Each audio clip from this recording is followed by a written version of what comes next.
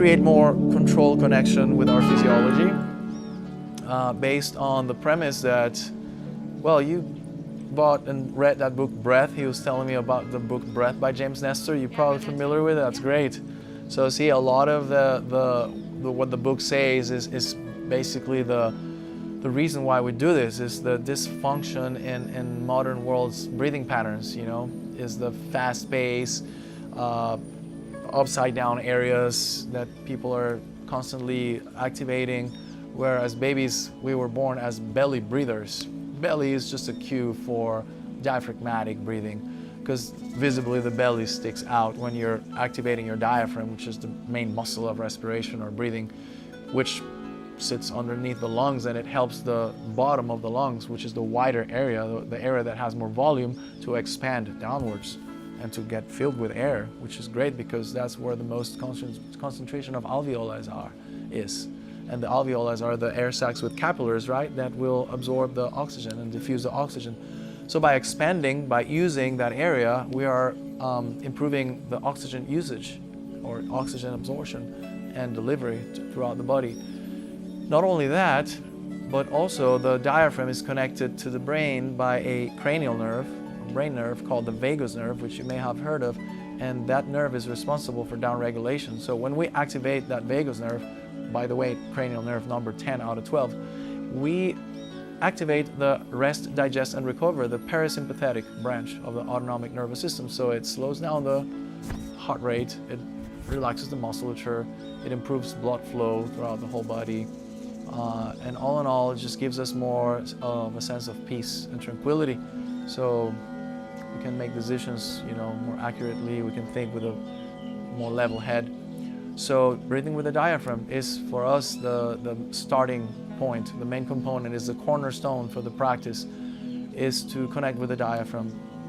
Well, besides that, when you breathe with your diaphragm, you sort of create an internal massage, you know, around the belly, the guts. So yeah, that's number one, acknowledging that the diaphragm is the most important muscle and working with it for a little while, so we isolate that area. Then we move up to the intercostals. These are the muscles in between your ribs, the ones that are responsible to expand your rib cage, because breathing, or the expansion of the lungs, not only takes place going downwards, but sideways and also back and up. So all in all, as a 360 degree, you should be always expanding and contracting your lungs. So let's start with a couple of one breath hold out of two. We're going to do 2 breath holds. The first one is going to be a baseline, where we can see where we're at with sitting comfortably with ourselves, or laying comfortably with ourselves, without, you know, or trying to just push aside any thought that comes to bother us and take us away from the practice of breath holding, which is, in nature, at least the first phase of a breath hold is very relaxing, because when you hold your breath deliberately, your heart rate will slow down as a mechanism of self-preservation, and it relates to the mammalian dive reflex that probably the book Breath kind of touches on. Just going to disconnect myself from the Wi-Fi and just use my data, because I feel like since these guys are online, the music is stopping. So the first phase of a breath hold should be always very relaxing. So by holding your breath, only by holding your breath, you're able to bring your heart rate lower. So in case of emergency, also hold your breath for a few seconds. If you're feeling stressed, if you have a moment that's like, that's causing anxiety for some reason, you can take a deep breath in through the nose and hold it for 10-15 seconds, and slowly the heart will pick up on that signal.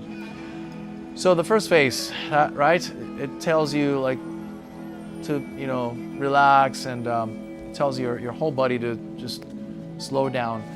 Now the second phase is when the CO2, the carbon dioxide level, goes high enough where you can start feeling that urge to breathe, and it starts becoming uncomfortable. And so that the game changes right there. It becomes more of a practice for tolerance to pain, to discomfort, which is the same concept for the cold plunge, same concept for running a sprint or lifting weights or getting a deep tissue massage, or, you know, there's practices that will fasting that will stress your cells a little bit. It's not going to kill you. It's going to make you stronger. It's going to create adaptations where the next time you get exposed to that same level of discomfort, it's not going to be that hard and that harsh. It's not going to be felt that bad. And so little by little you increase the tolerance, which is great these days especially. So we view breath holding with that philosophical glass. So let's throw the first one in, and the protocol is going to be, I'm going to count down from 10 all the way to 1. When I get to 1, you guys take a deep breath, whether it's a mouth or a nasal inhale. We'll discuss nasal versus mouth breathing later. But for now, with whatever intuition or information you have, take a nice deep breath and hold it for as much as you can.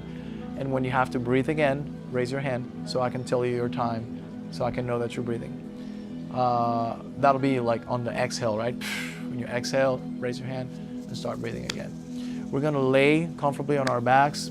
In the meantime, while you guys prepare and get comfy, I'm gonna just stack a couple of bolsters so we kind of clear the space a little bit. I'm gonna grab my stopwatch in a little bit so you guys get comfortable. Try and find a position in which you feel like your whole body is neutral. There's no tension or resistance anywhere. In this first one, we're gonna use the bolster. On the next one, which is at the end of the practice, we're gonna remove the bolster and be totally neutral. I also had my stopwatch. And I'm gonna start a countdown, guys, at 10, 9, 8, 7, 6, 5, 4, 3, 2, 1. Deep inhale, as much air as you can, and let's hold. Off we go.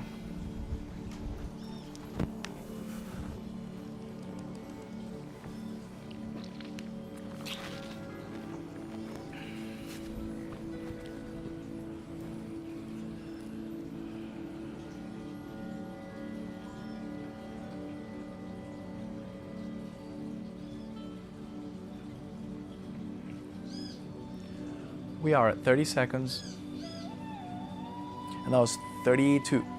Good.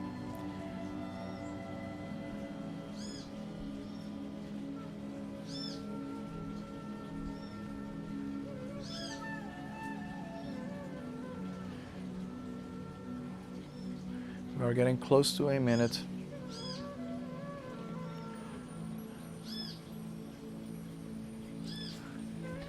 Grab a bolster if you like and just place yourself wherever you feel like. 1 minute. You can be here. You can be right next to Kaz. So we're doing breath holds, but I'll start yours in 5 seconds. When you have to breathe again, raise your hand and so I know that you're breathing.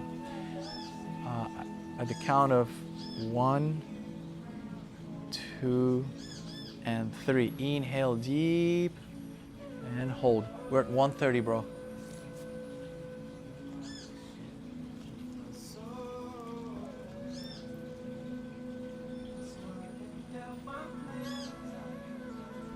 Diaphragmatic contractions, that's great. That's diaphragm pushing for oxygen to go up to the brain, that's great. That was 20 seconds, and of course because you just came down walking, so your heart is pumping. But that's great because that was 159. That's great.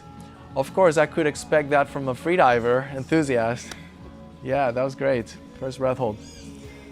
So let's throw another one in, just for making it all even. Typically, when you do repeated breath holds, you want to wait double the time of the length of your recent breath hold to start another one. So Kaz, you're more than ready. And then lady, what's your name again? I'm sorry. Yeah. Let's do it again. I'm gonna count down. And with that breath hold, I was, Let's just have the ladies do one breath hold, and then your second one later is going to be epic because your first one was already a really good baseline. So I'm going to count down from 10, and when I get to 1, you guys take the deepest breath, deepest inhale you can, and hold it for as long as possible. When you have to breathe, just raise your hands. All right, ready for the countdown. 10, 9, 8, 7, 6, 5, 4, 3, 2, 1. Inhale as deep as you can. And off we go.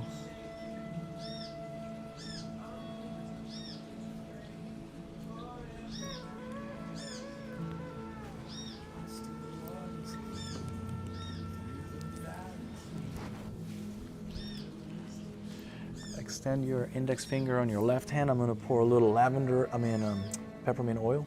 Rub your hands and just try not to touch your face. Well, it's okay. It may burn a little bit because it's very concentrated formula. Ladies, you're at 30 seconds. Good job. The idea for this is to cool down the airways, to bring that nice, refreshing sensation. Nice, Cass. You've gone past your first time by far. We are at 50 seconds.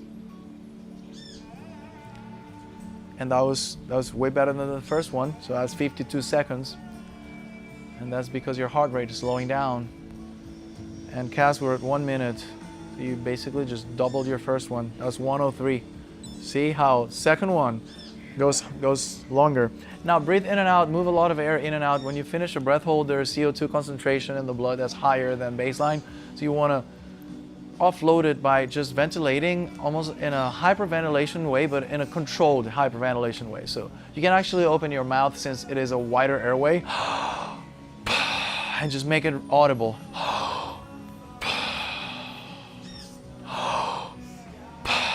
Just by 4, 5, or 6 times or cycles, you can move a lot of air. Try to move as much air as possible. Please. So I was holding it, and then could I let it out and still hold longer? Or is that considered a breath? Well, if you are only exhaling, it is actually, more power to you. Is for your, in a good way, for your detriment, because you are letting air out that has oxygen that your cells need to sustain themselves with no respiration. So I know that the reason why people sometimes want to exhale a bit is because they pack a lot of air at first and they feel that pressure is like uncomfortable. So I always say, hey, why not release a little bit of air if you feel like that's gonna make you go into that, help you to go into that focus or concentration, because no longer you have that sense of tension inside. But know that that area that you're letting out has oxygen that you need. So with that, ultimately, I feel like people, if they wait a few more seconds and give themselves a little time, it may turn out that the body adapts within like 10 more seconds, and all of a sudden you go, oh, the pressure is gone. Okay, great. I didn't let any air out. I still have it in me. Okay, let's relax. But it's, it's a fine line between, So good job, everybody. Let's start with diaphragmatic breathing at its finest. I'm gonna grab a yoga block and bring it over. You guys are gonna place it on your bellies. And the point for this yoga block is that it is an indicator or tool for you guys to tap into the exact area. Here, lady, just put it on your belly. And we are going to, can you see me through your lower or lateral peripheral? So we're going to raise that block as high as possible and let it drop, let it rest as deep as possible. Okay, those breaths are going to be done both by the nostrils first and then by the mouth. I want you to switch through both airways just to feel how much more traction you can acquire when you switch to the mouth. And you're going to do so in an O-shaped lips pattern,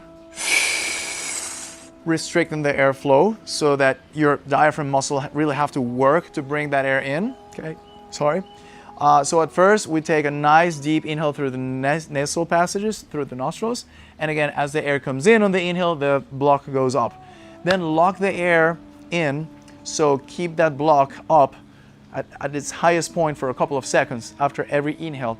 lock it there and press up and down, so that we create more expansion in the lungs tissue and that bottom. So we're massaging, almost stretching the lungs tissue. And then the exhale should be through the mouth with an S prolonged sound. You want to feel that there's still pressure inside your lungs as you exhale. So you're basically creating what's called positive and expiratory pressure, PEEP, which keeps the alveoli, the air sacs with capillaries that are responsible to bring in the oxygen, it keeps them open. So you're always bringing in oxygen, even as you're exhaling. There you go. Long S sound exhales. And at the top, hold it for a couple of seconds, hold it up there, press your belly up a little more. You can tighten your perineal muscle as you push the block up. Your in between the legs pubic muscle, you can tighten it, and then you can let it go as you let the air out with that S sound. So at the highest point when you lock the air, you can tighten that perineal muscle. So we keep pelvic floor, pelvic base stable, and all that air expands the bottom third of the lungs. Good job, guys. So that's diaphragmatic breathing at its finest. Taking the time, it could be 2, 3, 4 seconds at top. So at max pressure, if you will. We are connecting with the main muscle, the most important muscle of your respiratory or your breathing system. And we're gonna do it for maybe another minute or two as you just get more and more used to that mechanics of starting with the foundation, with the bottom, with the core of the breath, which is the diaphragm, as we did, and some of us still do. I'm not generalizing, but generally speaking, 80% of us have lost the connection with the diaphragm, and that's oftentimes to our detriment, because it is again a muscle that helps us to downregulate, to deliver more oxygen to the body, and it just keeps us in the right order of things, physiologically speaking. Let's do 3 or 4 more diaphragmatic breaths. This is the type of breathing that free divers do before they take that last deep breath in and dive deep, or hold their breath for a long time. This is exactly the type of breathing. It lowers your heart rate, it relaxes your muscles, it delivers more oxygen to the cells. It is a very nice physiological tool. Good job, guys.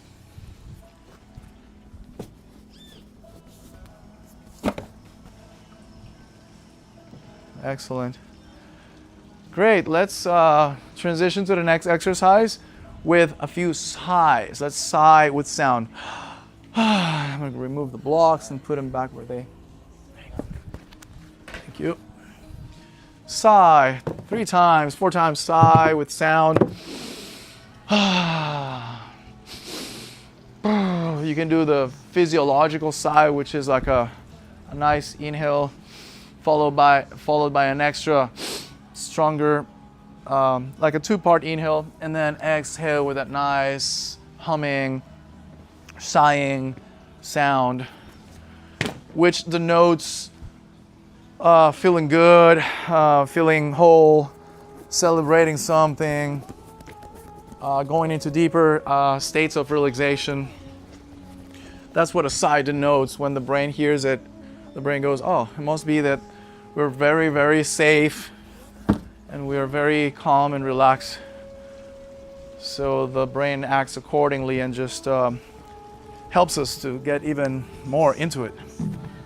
Good job, guys. I apologize, I have to break your very comfortable laying position into a sitting position. Let's get all in our cross-legged position. We can use the bolster. What we're gonna do now is to keep working on the musculature. So the diaphragm basically is a muscle, and as a muscle, you can strengthen it. You can kind of lift weights with it, and the way you do it is exactly the way you did it with the block, but you can apply more pressure if you want, maybe with an exercise weighted disc, or like a very heavy book, like an encyclopedia, or you pick something in your room that's heavy, place it, and just lift it, just like you're lifting, literally. And so the diaphragm has to expand, and it becomes stronger. So the point is that every breath you take becomes more powerful, and so you can gather more air in you, more oxygen in you, and more massage, internal massage, and better mechanics, and more activation of the vagus nerve, which triggers a parasympathetic response of rest, digest, and recover. Similar concept for the intercostals, which is your lateral breathing muscles, and you have two layers. By the way, down here, the diaphragm is an inspiratory and expiratory muscle, but only expiratory muscles for squeezing the air out of your lungs are the obliques and the abs. So those two, when you squeeze the belly, these are the two that are mainly pushing for the diaphragm to squish, and then the air to move out.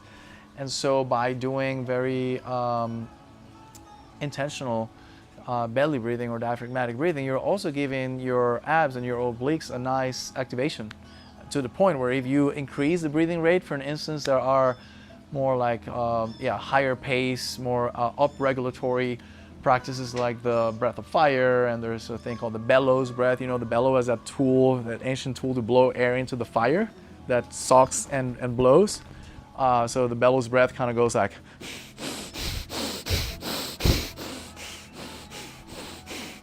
so on every inhale, the belly goes out, on every exhale it goes in. So but very like strong action, and at some point you can't keep up with a rhythm because your muscles get fatigued because you're really working on them. So yeah, you can say that those are abs without the crunch pattern. As we move up again, we have the intercostals, and there's two layers. One layer for expiration, so it squeezes the lungs by bringing the rib cage in, and a layer for inspiratory. So inspiratory layer and expiratory layer. There's two layers of intercostals. Intercostal means in between the ribs. Costal, as you may probably hear costal and you think of the coast, but in Latin and Spanish, and in Latin, costilla and costella is ribs. So in between, costal, costella, ribs. So in between the ribs. So those are very important, and again, it'll help your lungs to expand sideways and back for you to be able to grab more air. So as you put pressure on them and breathe, you can see my hands, probably notice that my hands moved out a little bit. That's what we're about to do. For this one, we're going to keep our belly neutral. We're no longer doing the diaphragmatic, so we're trying to keep it without, inflating and deflating. And also our chest and shoulders down and relaxed. So we force mechanically the air to go to that center area. For that, we're working on teams. If you guys don't mind, maybe I can work with him and you guys can work together. You're gonna sit behind each other with legs crossed like this, and with your legs crossed, you can just use the inside of your knees to press your arms in, so you can help your hands to press firmly onto her ribs. And while you feel that pressure on your ribs, you're gonna have to break that pressure, if you will. You're gonna have to breathe those hands out. So yeah, just try and find a position where you can probably try to lock your elbows inside your knees. And maybe you can be a little further so you can actually stretch your hands, place your hands right here, where you feel the most bone right there, and just press inwards. You have to be very firm with those, and you have to be very emphatic on those inhales. And as soon as you inhale, you'll lock the air in and pretend that you want to spit the air through the ribs. Like you want to, think of spitting the air through the ribs. That's basically a cue or concept there for like tensing up a little bit. making yourself feel more like robust, if you will, and then you're gonna feel that pressure. You're gonna feel that engagement of those muscles. Even the dorsal, the lats are going to be engaged. You're gonna feel some lats also engaging. So we're gonna do the same thing. Actually, you can start by pressing onto my ribs, and you ladies at the same time, I'm gonna count till 3, and we do 3 breaths, and then we'll switch. Because you guys are going to feel how there's a lot of work being done with the arms. All right, press on my ribs firmly. Let's go. 3, 2, 1. Pushing hard. Push hard. Yeah, you guys are basically like a training tool, and we're gonna be your training tool in a little while too. Let's do nasal inhales, Cass. I mean, a mouth. Sorry. Okay. Sorry.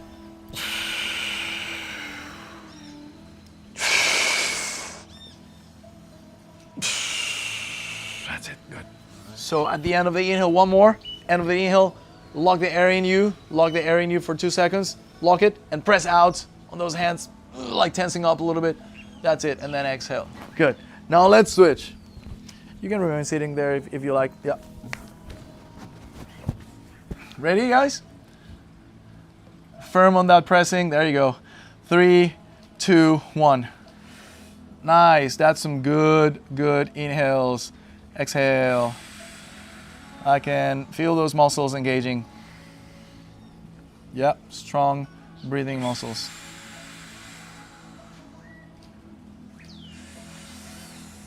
Shoulders down, press out. There you go. One more for good measure.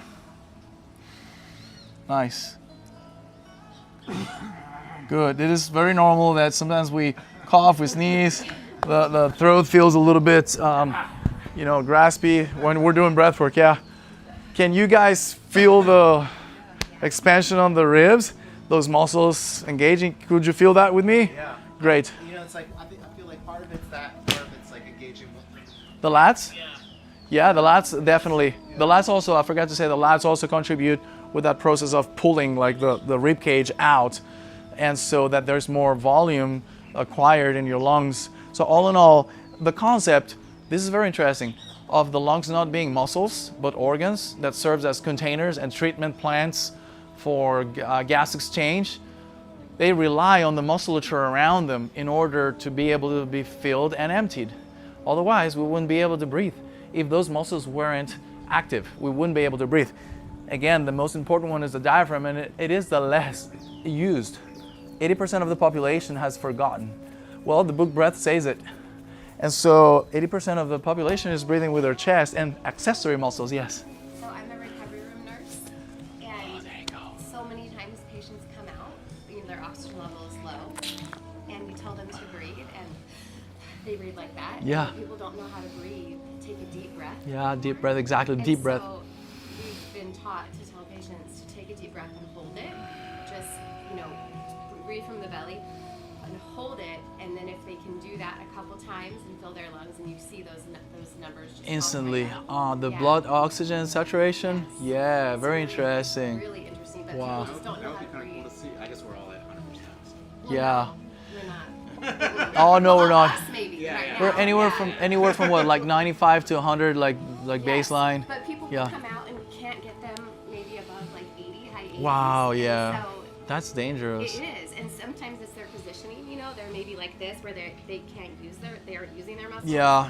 So sitting them up and getting their chest open Yeah. a little bit, and then having them. People just don't know how to take breath. Yeah. So a lot of times they take a breath through their mouth, And it's all just up here. so All it's up here. not- Yeah. It's not doing the lungs. Yeah.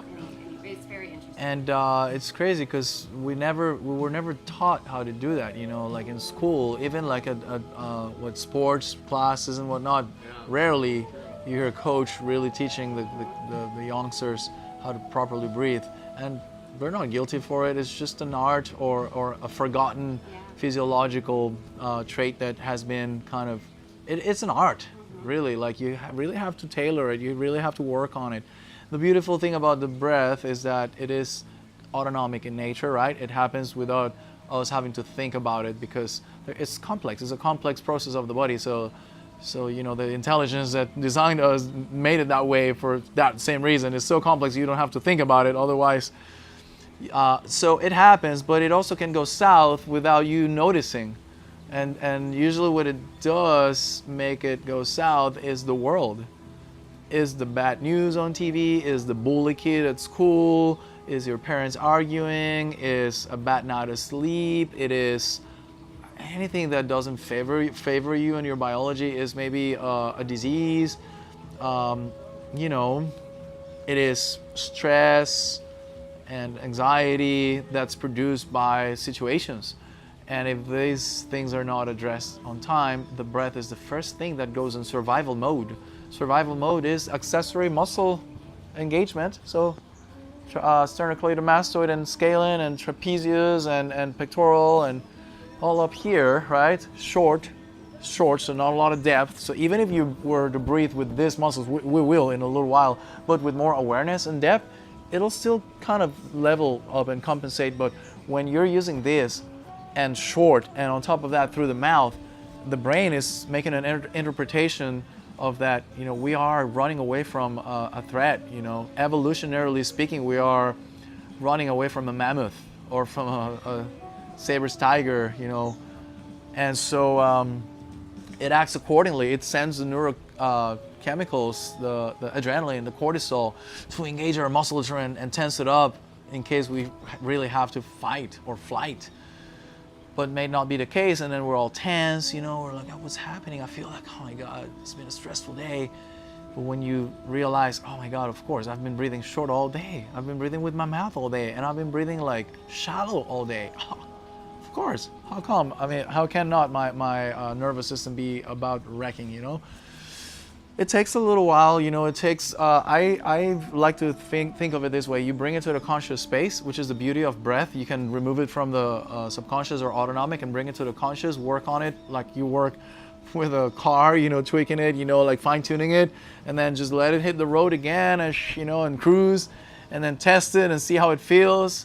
Oh, well, it feels like it needs a little more of alignment here. Okay, bring it back to the conscious space again, do your breathwork practice, and then let it sit on automatic again and just go cruise and see how it feels throughout the day. At night when you sleep, what do you notice? There's any changes in the breathing pattern? There's less sleep apneas, there's less snoring, there's more relaxation throughout the day, there's more consciousness, more awareness, more times you remember, oh, breathe with the belly, okay, nasal breathing, all of that. So let's keep exploring and discussing. So we just went through the diaphragm, went through the intercostals. Now we're going to work with the accessory muscles. And I like to, this is a very passionate conversation to me because I love sports, and I know you guys probably do too at some point or currently.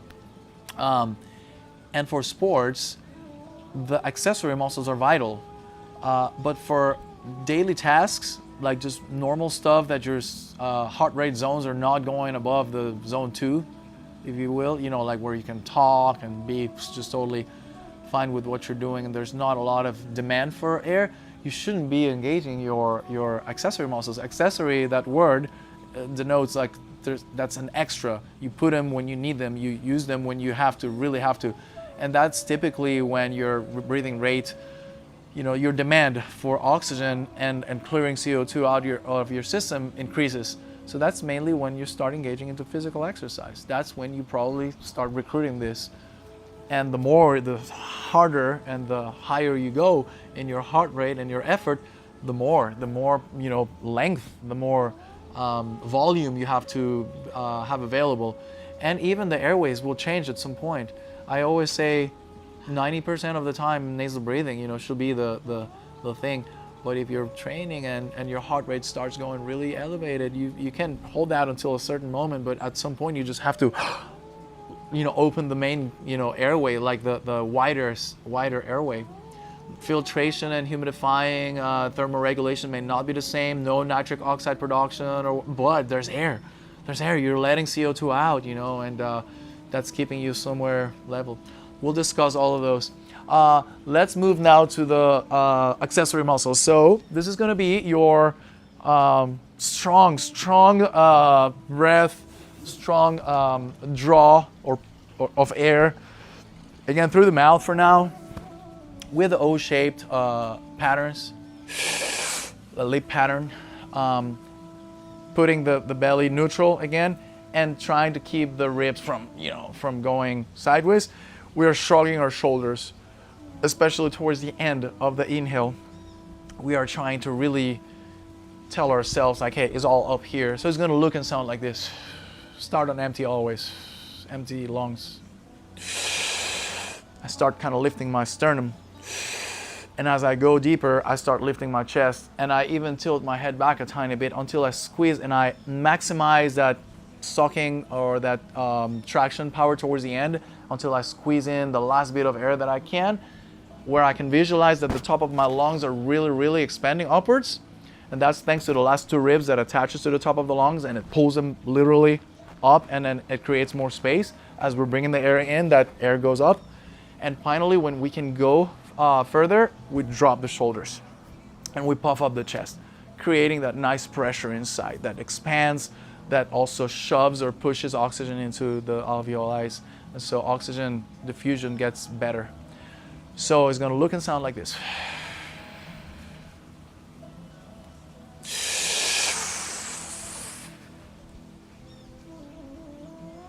You can gently tap around the sternum or the chest, depending, if you're man or woman.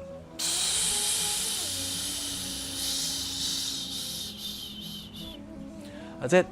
So let's do it together. So you're 4 times. okay. No. Tell me. I was just like trying to visualize it. Just like, Yeah. You're not throwing your shoulders back. Yeah, roll them back a little bit. Yeah, if you were to roll them forward, you'll be actually kind of constricting. Okay. So you want to be open the chest, but the deeper you go, the higher you go, and then finally you drop the shoulders and you even puff up your chest more. So you roll them back a little more, so that you're pushing the air against the walls of the top of the lungs. And the O-shape lip pattern is basically to restrict the airflow. So we really have to get some work done, or engage the musculature in order to bring the air in, because it's not easy, because it's not super wide and fluent. It's very restricted, so we have to get that musculature to work. That's the point for that O-shaped mouth. And then the S sound exhale does something similar on the flow out, on the way out, which is that it keeps that internal pressure positive, so it keeps air always, pushing against the walls and the alveoli. So it just keeps that air in there longer, and it keeps that pressure also higher, so that we absorb more oxygen. We can use more oxygen. PEEP, positive and expiratory pressure. Okay, so 3, 2, exhale fully, 1.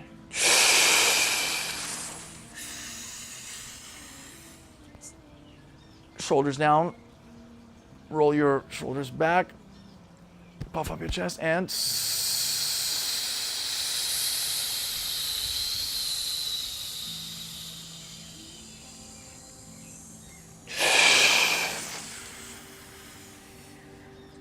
feel that pressure up here above the sternum, above the sternum.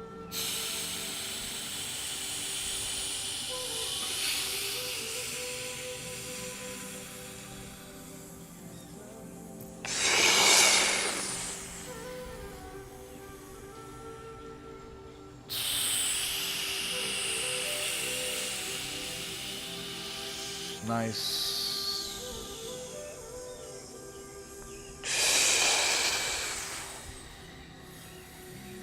So we really want to basically like separate or divide as we're going up. The upper, you can kind of feel like it's detached from the lower. It kind of takes off on its own. It's like you feel lighter. You feel this kind of suctioning, nice little suctioning sensation right around the sternum. Good, guys. One last one, because this technique may get us a little lightheaded. It is normal that we get lightheaded because the air tension is changing. We do one more breath and then we sigh 1 or 2 times.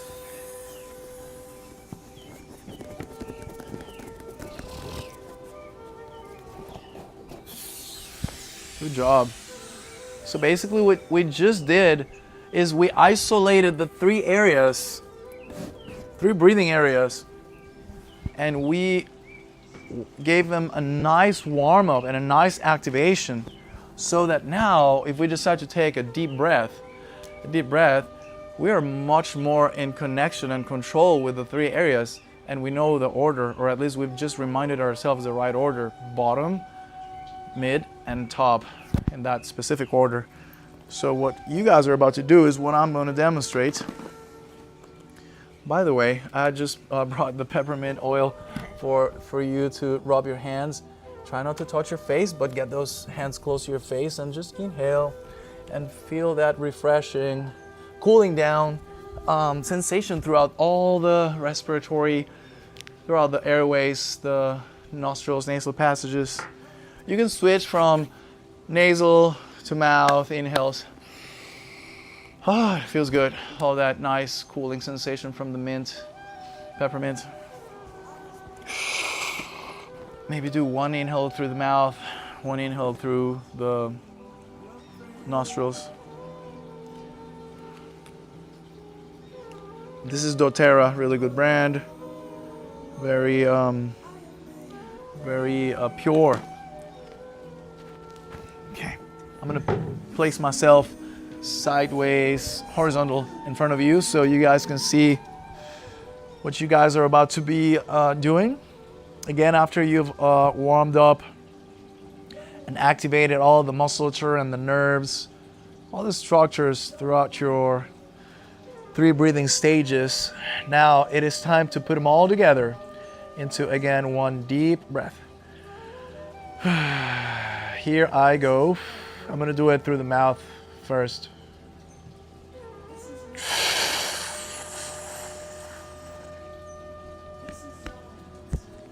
Three stages. Okay, on the exhale, you leave the belly for last.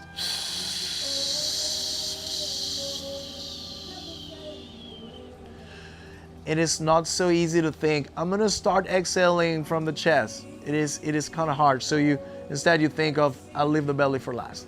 And so automatically you're gonna start exhaling from the chest first, then the ribs, and then finally the belly. So it's the opposite order in which you inhaled. I'm gonna do one more, okay? This is a deep breath.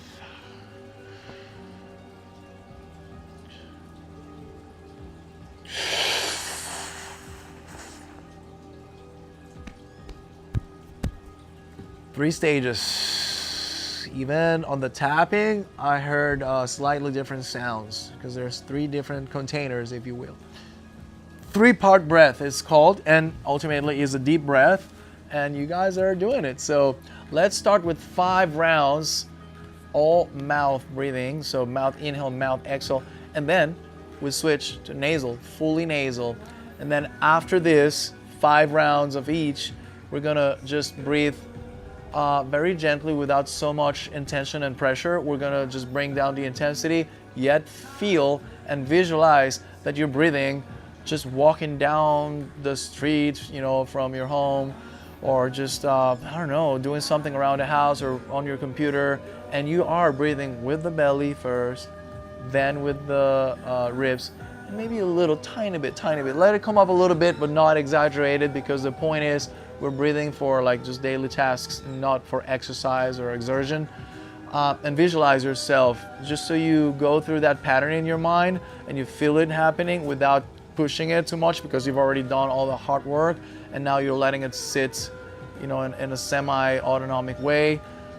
And just again visualize and tell yourself, this is the way that I should be breathing always, unless I'm running, you know, then I engage more here. But in terms of the order and the airways, it is belly, ribs, and chest, or belly, ribs, and nasal, and slow in and out. So let's start with some nice, you know, punchy inhales through the mouth, and some, you know, with the 3 stages again, and then the exhale in the opposite order, 5 times through the mouth, 5 times nasal, and then we'll be preparing for the last breath hold. I'll guide you through it.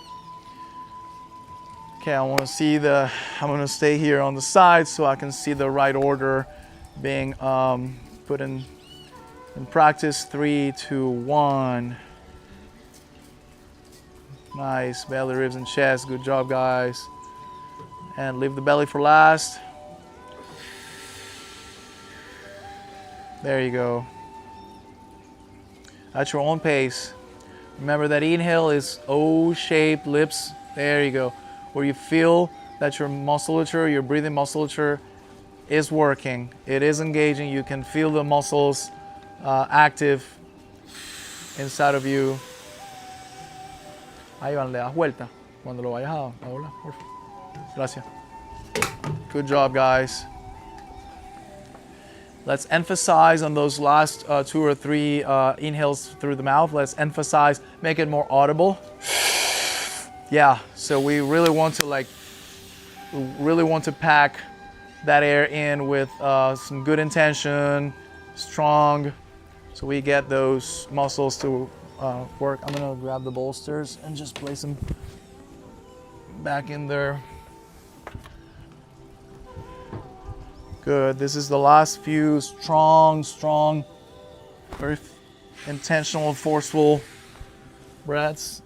Before we switch to nasal breathing, in which we also keep that intensity going for 5 breaths, okay? Now that we've switched to the nostrils, we can also emphasize, exaggerate, because the nostrils now are narrower airways. And so since they're narrower airways, we have to compensate with some extra strength. Good job, guys. Belly, ribs, and chest. Try to keep that pattern going. Visualize the pattern. Visualize belly raising, then ribs expanding, then chest also, and shoulders.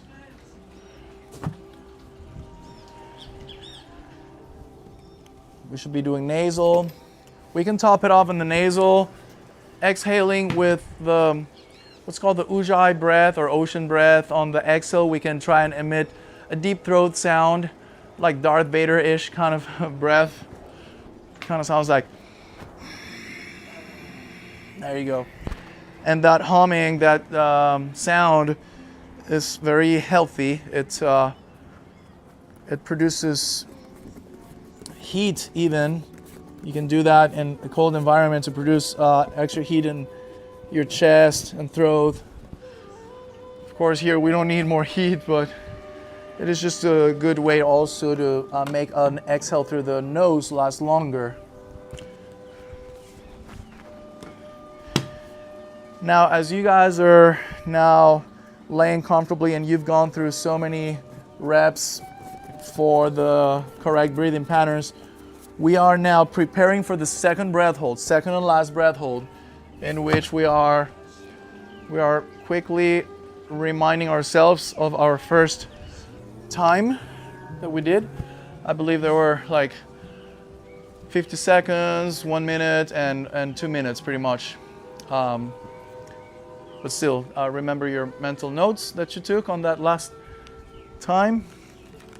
And I'm gonna just go through a couple of hacks or tools for breath holding. These are your breath hold journey tools.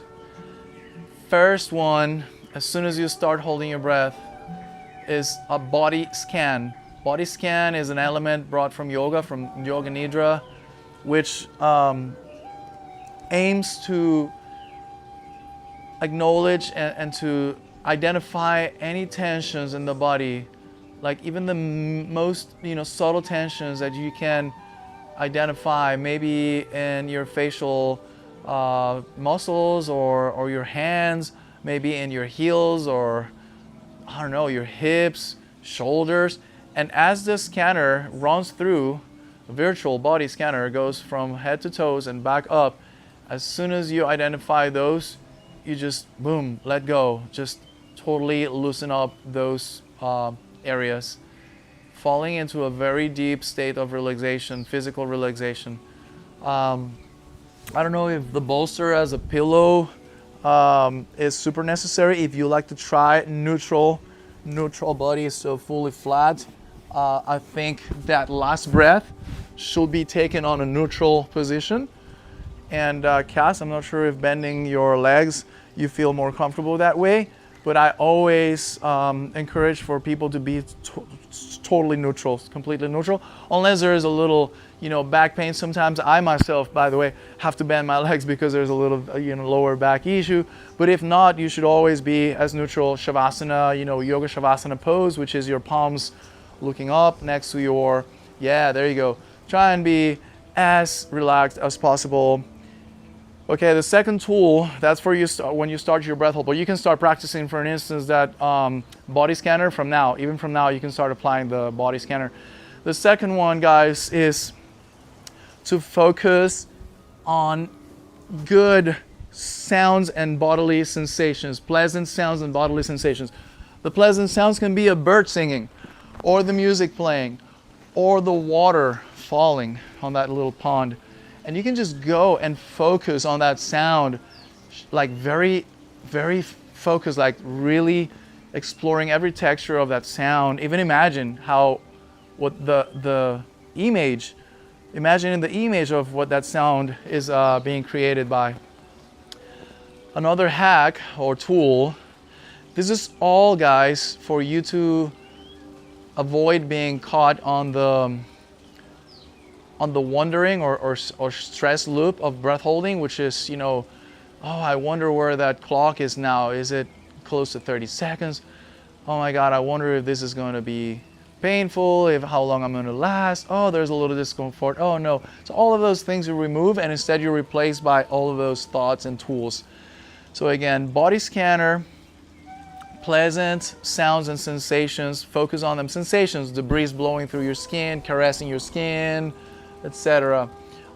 Maybe there's people who is able to notice their heart rate, and so that's great. You focus on your heart rate. And lastly, you can count seconds slowly in your head. 1 Costa Rica, 2 Costa Rica, 3 Costa Rica, or Mississippi, if you will. Okay, and then visualize those numbers. Visualize the shape of them being drawn on a whiteboard, for instance. Okay, slowly.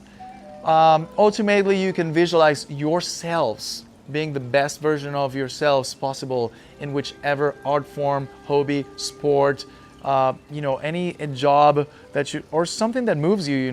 It could be anything, from cooking a nice, healthy dish and presenting it to your group of family or friends, to surfing this amazing wave, or doing your best personal running or cycling.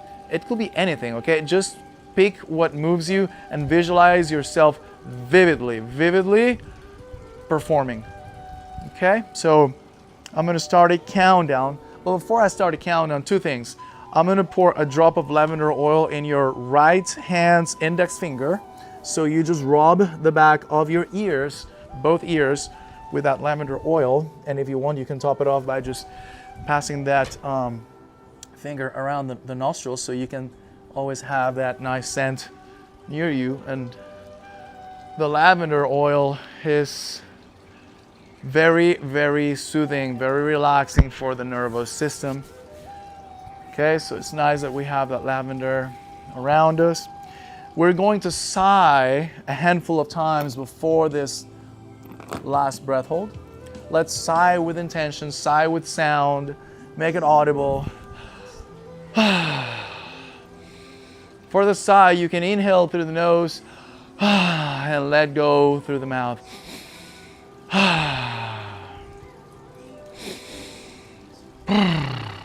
Let's sigh with more intention, with more power. Sigh a few more times. And I'm going to start a countdown, friends. The last breath in is going to be the deepest breath of your life.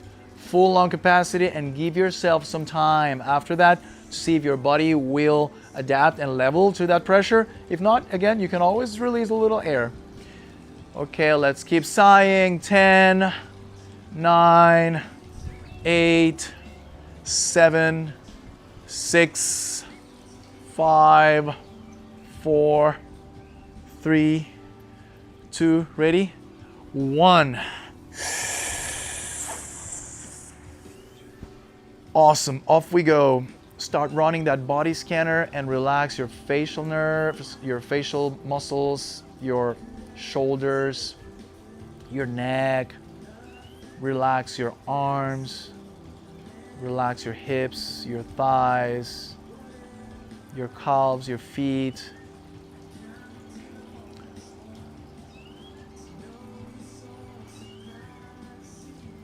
Good job, guys. We are at 30 seconds quickly. Very nice.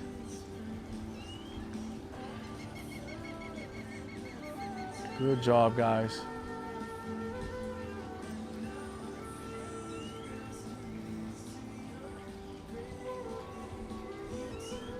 Remember the visualization, counting seconds. 1 minute, time is flying. Also, if there's ever a little discomfort kicking in, remember discomfort is your friend. It's here to make you stronger. Acknowledge it and bear with it. You got this. Amazing. We are almost at 1:30. 1:30. Great job, everybody. You're strong and you're in control. Nice cast, 140. Wow, amazing. Now let's move a lot of air cast in and out through your mouth. Ventilate, ventilate, offload CO2. We are at 150, 10 seconds away from the 2-minute mark, guys. Good job, cast, 140, wow. From 30 seconds to 140. Amazing. Guys, we just hit the 2-minute mark. That was actually 2:04. Move a lot of air. Move a lot of air through your mouth, in and out, strong. This is the result of the adaptation that you've worked on. Warming up your muscles. 220 currently, bro. Amazing. We will be at 230 pretty soon. These adaptations you have created by working diligently with your physiology, we just hit the 230 mark, actually 5 seconds away. I mean, before. We're at 240, my friend. We're 240.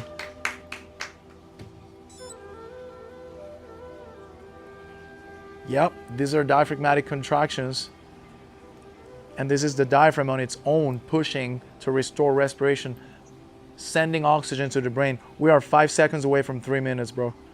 And this is actually 3 minutes. This is very nice. 303, breathe in and out strong. Get a lot of air moving, lots of air moving. Even if you feel good, you should be moving lots of air through your mouth because it's a wider airway, widest airway. Breathe, breathe, breathe. Breathe stronger, faster. You guys have just witnessed what physiology can do for you when you activate it, when you stimulate it, when you give it what it needs to perform, to optimize, to enhance, to improve. Because breath holding is a good way to tell how strong and how tolerant your mind and your body are. So you just went from here to here in a matter of an hour or so. Very, very nice. Let's wrap it up with a few things. Number one, I'll just go through nasal versus mouth breathing differences and pros and cons. I'm gonna start with nasal breathing, okay? And so, wow, this is super cool. 303, 140, and 203 or so. You went from 30 seconds on your first one to, this is great. This is great. And so 3 minutes is, by the way, that level 1 free diving test. And if you get to it. I could have gone longer, but I was could like, have. am I going to pass out? Yeah. Like I wasn't in that much discomfort, but I was like, I don't, That's cool. It's actually nice to just, at a good mark, just finish without having to push yourself too hard. And if you have more in you, you know that's great. It's a good thought to know that you have more in you. So, all right, let's discuss nasal breathing. Nasal breathing it is a filter. We have an HVAC, built in. For a reason, we have the nasal hair, which stops the bigger airborne particles and dust and anything that may harm our physiology if the lungs, gets affected by it.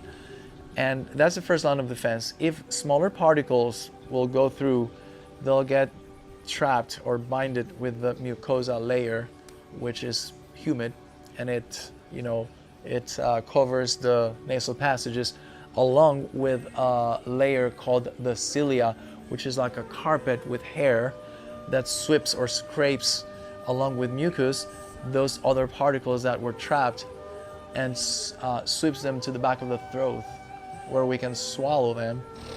And this action actually helps that. And so we can swallow them, and along with the mucus, they go down to the GI and gets neutralized by the stomach acids. That's the whole process of filtering that our nasal passages have. The air that runs through the mouth and trachea, through our throat, doesn't get that same filtering system.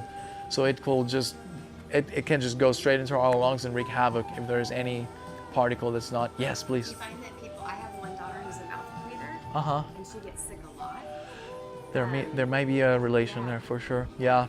In fact, when I don't know if I have the mouth tapes here. We've just started using it. Oh, great. It doesn't tape it closed, but it tapes it so that her lips kind of want to stay together. Yes. It's almost like a kinesio tape, mouth tape, right? Yeah, but It has a little opening in the center. It just presses the lips down. That's great.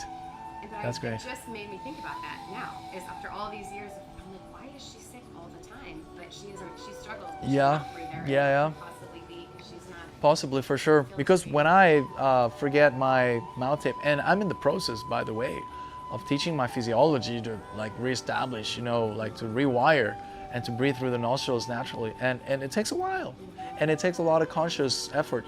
Like before you go to bed, when you tip your mouth, you have to fall asleep with nasal breathing exercises. You can't be scrolling and just sending the message to your brain like, hey, I don't know, whatever silly thing online is the new trend. No, it's the last message your brain has to receive is, we're breathing through the nostrils tonight. We're breathing through the nostrils tonight. We're breathing through.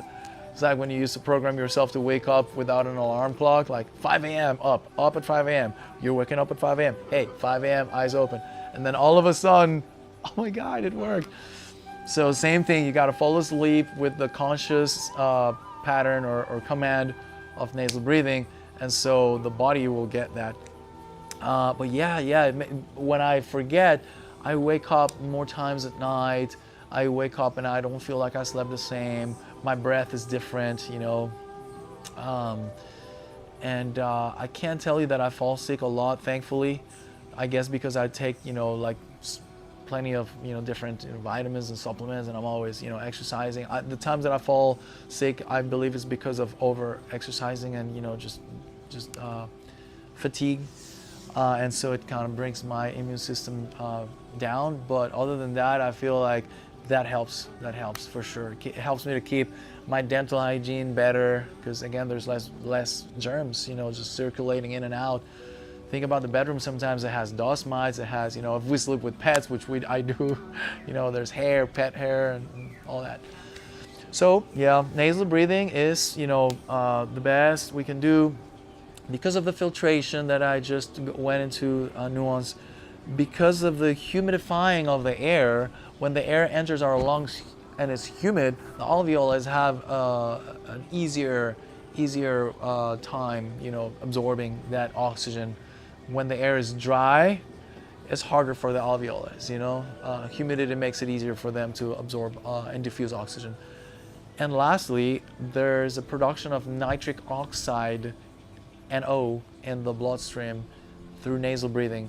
There's different ways in which three different ways, I believe, in which we can produce nitric oxide. And nitric oxide is this gas molecule that's basically, it won a Molecule of the Year award in year 1995 when its discoverer, a guy called Lou Gennaro, a scientist from the US, which also won a Nobel Prize for discovering the molecule nitric oxide. and its applications to health and sports, and yeah, because of its vasodilation properties, which helps increase blood flow and reduces the risk of heart attack, and just basically relaxes the vessels. And it's like an air purifier, almost like an ozone of sorts. So you can look up nitric oxide and Lou, I think it's Gennaro, like G. You type in Lou, like Lou Reed, Lou, and then start putting G and or nitric oxide Lou, and you'll probably be like blown away like my own thing. Related to the nitroglycerin tablet that you take when you're having a heart Probably. attack. Yeah. Or if you think you're having a heart attack or chest pain, you take a Oh. nitroglycerin tablet. Interesting. And it's supposed to relieve the chest pain. There you go. Maybe because of a big burst of nitric oxide, which speaking of pills and what the blue pill for man, that's exactly what it does. Is it just releases massive amounts of nitric oxide, but then of course it needs the stimuli, right? It's just not like take it and it needs the stimuli, all that. But so nitric oxide is an amazing component of our biology. We produce it out of the nitrates that we get out of foods like beets, for instance. I believe one building block for that production of nitric oxide is the amino acid L-arginine, if I'm not wrong. L-arginine or citrulline or both. But beets have it. Free divers are big into nitric oxide. Because they eat a lot of beets. Yeah, before. Do you like beets? Oh, good. Yeah. Perfect. Before a free diving event, before a free diving competition, you see these guys drinking a lot, and endurance athletes. Now they're selling, packs with beetroot powder for that ethereal speaking. I myself felt that when I started taping my mouth, I started having lucid dreams again. Like, I swear, I started having lucid dreams after years and years of not knowing what a lucid dream was. And I credit that to the nasal, passages and the activation of the brain hemispheres. In yoga, there's that belief that left nostril affects right hemisphere, right nostril affects left hemisphere. And as we know, the right hemisphere is the one that controls what's, like the more creative side of our brain, of our thoughts, the dreams, the connection with the divine and with that divine spark we all have, and compassion and empathy and all that. And the left hemisphere controls more the pragmaticism, the numbers, the negotiation, a bit more square, dry thinking. Which, when you both come to an agreement, then you have a really good, way to see things, right? Because you're not like in one corner. You're very wide in your. So, the alternate nostril, techniques in yoga is supposed to level the field for both hemispheres and really make your understanding and interactions with reality just more fluent, more lighter. Very interesting. Does nirvana mean exhale or something like that? Nirvana is a state of being, which is like a very ascended. But I think the direct translation is like from Sanskrit is like exhale or something. Oh, really? Yeah. It may be. I always thought nirvana is as enlightened state, but it relates to a breath. Yeah. Oh, okay. Yeah. It could very well maybe. I'll look it up. Yeah. Did you see, by the way, that recently there's finally the puzzle was solved on the Cobain's assassination and all that. It turns out it was not suicide, and there's Really? yeah. Was it murder? Yeah. There's some crazy a lot of stuff is coming out to light in these times, things that people were unaware of, such as the recent all of that crazy stuff with the kids. And well, it turns out that, just side note, since you said Nirvana, it's supposedly the former wife, Courtney Love, and along with the guy that used to take care of the kids. What's the name for that person? The Manny? nanny, the nanny guy, yeah, the nanny guy. Manny. Yeah. Look it up. It's crazy. I just love music. I just love music, and I'm like very into like the story, the history of music. And so recently I wrote an article and 2 articles, and people who are like, yeah, just out of like sources that are credible, like lawyers and whatnot, and crazy. After many years, anyhow, yeah, that lady always has something very obscure in her. I wouldn't, yeah. Anyhow, She wakes up in her makeup. yeah, right. That's crazy. Wakes up in her makeup. So nasal breathing, I would say, is the best we can do for our physiology. Yet, mouth breathing has an application for, of course, swimming, of course, public speech or singing, since we're talking about music, because you're able to gather more air quicker. It has an application for surfing if you're getting the waves and and then you're like, oh my God, I cannot breathe through the nostrils. I have to really get a lot of air before the next wave comes in, and I have to dive under, And then, well, for recovery, as when you guys finish your breath hold, I was encouraging for you to breathe fast so we can offload extra CO2 build up in your bloodstream. You get that done quicker with mouth because you just ventilate more. It's a wider airway, and mouth and trachea has more suctioning power. The musculature offers more traction, more you can pull more air and let more air out.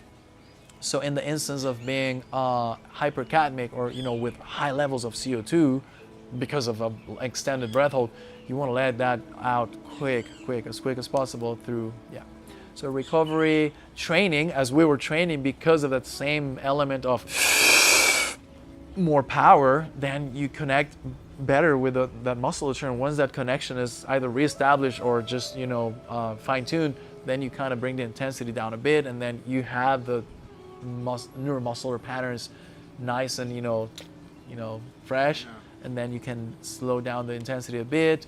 But in the beginning, you want to pack a punch with those breaths. You use the mouth and trachea. That's it. That's what the mouth is good for. And of course, people say the mouth is good for eating, talking, and kissing, and the nostrils is for smelling and breathing. That's all. So that is Sometimes when I take those deep breaths, I start with the nose and then I pack the last bit with the mouth. Interesting. There's different. Yeah, why not? For sure, because most of the air that you've already gotten was through the nostrils, so that's great. And you have a lot of room up here to pack too. Yeah. And it's basically, I believe, is because of the strength of those muscles in the trachea and the mouth. In fact, there's a thing called packing, which after you've gotten to your highest volume, then it's like swallowing, like sucking off a straw or puffing off a cigarette, if you will. You don't go straight into the trachea. You go first stage here with the mouth muscles. You suck and then you swallow. You suck and swallow. So you pack, so your lung capacity can go wider. Guys, 5-minute exercise for home, okay? In case you want to incorporate this to your morning routine. If you do have one, if not, you can just do this before going to exercise or just as you wake up. 1 minute diaphragmatic breathing, even sitting if you like. Belly breathing, 1 minute. 1 minute, the least. You can do 2, 3. Remember, you can place your dominant hand on your lower belly instead of the yoga block and just be sitting and press with that hand inwards. Then 1 minute intercostals, pressing into your own ribs. Look down and observe how that expansion takes place by your hands, moving. Remember to keep your shoulders down at the end of the inhale, especially. Feel how those ribs are squeezing and expanding. That's 1 minute. And then 1 minute of chest. You can place your dominant hand up here if you like. Otherwise, you can just rest them on your knees.